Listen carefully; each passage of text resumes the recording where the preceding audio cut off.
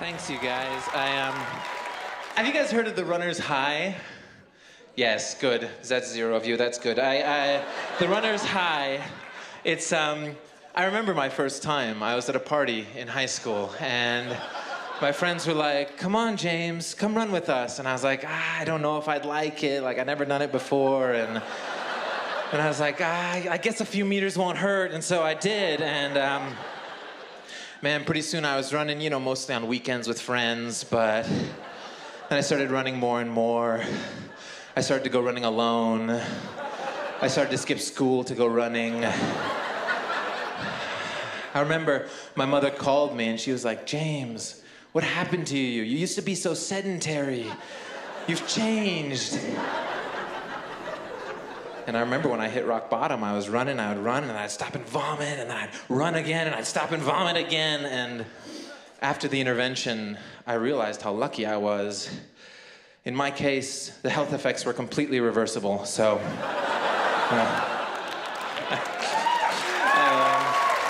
Thank you. I find that in my own life, the key to managing peer pressure is to pick your peers carefully. So I studied physics in college, and I found that in the scientific community, all your peers are like, "Come on, write some technical reviewed articles. Everybody's doing it. And what's more, no one will know." I miss swine flu. I usually just get the common boring diseases. But when I got swine flu, finally I had the disease that everyone was talking about, you know? I felt so hip. I was like the first person I knew to get swine flu, you know? And then all my friends got it later. And I was talking like I had met some celebrity from TV, you know? I was like, "I know you've only heard of swine flu, but I know swine flu, and you'd be surprised. The famous diseases are not so different from common ones." Anyway, it went to my head. I remember seeing this guy with SARS, and I was like, "SARS? What is this, 2003? Like, get with it. Come on. Come on, it's swine flu." But anyway, it was cool. It was cool for once. But it's illegal. It's illegal in this state to drive while distracted, which is a real shame. It's very hard for me. But I think that if I'm supposed to pay attention to the road, then maybe they should make driving a little bit more interesting. You know what I'm saying? Like even just a few like turbo zones that I can drive in, or like some floating dollar signs that when I drive through them, I magically have more money to pimp my ride, you know? Or just something as simple as a turtle shell that I can throw at other drivers would just, it would do wonders.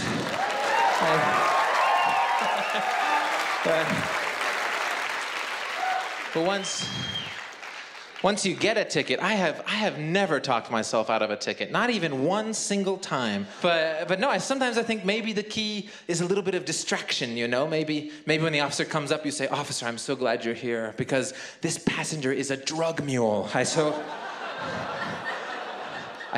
don't know if that changes your priorities, but it would change mine.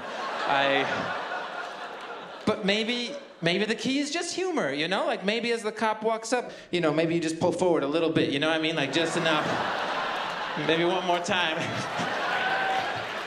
"Oh, no ticket for the funny man. Oh yeah, you got me. I thought you would stop, but then you went." I don't know what it feels like to be a mother. I really don't. But sometimes when I blow my nose, I look down and I feel proud. And I think, that came out of me. It grew inside me. And now, and you know, and even though they never quite meet my expectations, I'm always sad to see them go. Good luck, you little booger.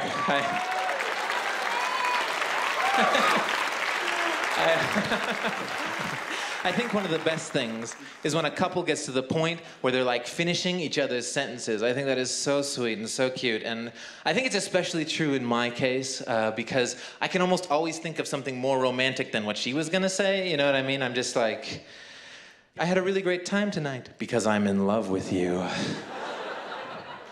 I'm really not comfortable with how you don't kiss me enough. I think we should see less of each other because we close our eyes when we kiss. My family doesn't really like you, which only increases the allure of our forbidden love.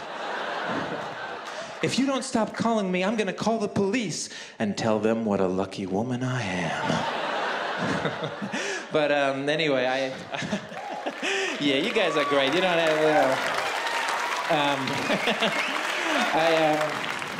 but it's crazy. For as crazy as my techniques sound, I have been seeing someone recently, and she's good, she's cool. We've been talking about, like, what if, like, we got married and stuff, and we had this terrible disagreement about, like, whether or not, like, parents should fight in front of their kids.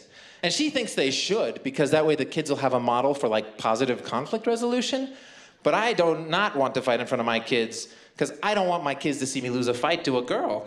And it sounds like a hard fight to have, you know? Because it's the type of thing that you're, like, scared to death will, like, persist into your marriage, you know? It's not, and it won't be just what you say. It'll be like a game of chess, like where you say it, you know? I'll be in the room, come in here and fight with me. And she'll be like, no, come out here and fight in front of the kids, you know? And then maybe I'll lure her into the garage. The kids can't see us in here. And she'll be like, actually, they're in the trunk of the car. And I'll be like, those aren't our kids. I switched them out for our neighbor's kids. Our kids are in their rooms playing with matches. And she'll be like, actually, I'm pregnant, and he's been here the whole time. He heard everything. And thanks, you guys.